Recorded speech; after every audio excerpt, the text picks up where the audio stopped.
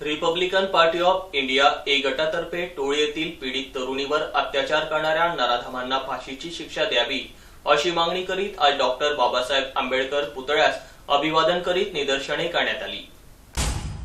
जळगाव जिल्ह्यातील पारोळा तालुक्यातील टोळी येथील मामाकडे आलेल्या 20 वर्षीय निलिमा संजय सावंत या तरुणीवर अमानुष अत्याचार करून तिला विष पाजून ठार मारणाऱ्या घटनेमुळे खळबळ उडाली।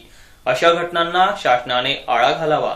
महिला मुली असुरक्षित असून अशा घटनांमुळे समाजात महिला व मुलींमध्ये भीतीचे वातावरण निर्माण झाले।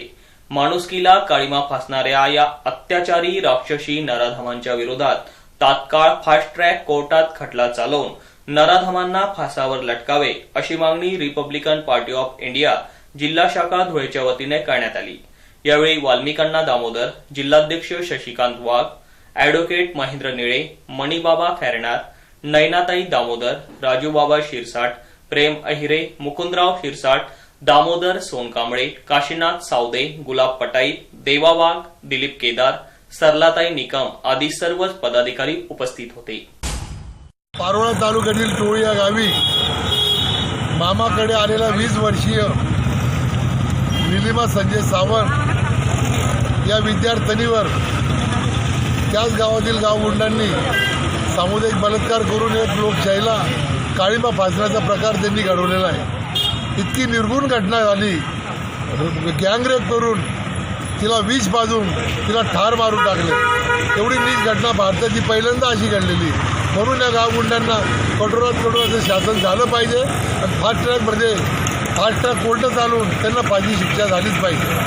ही रिपब्लिकन पार्टी ऑफ इंडियाच्या वतीने मागणी करण्यात येते।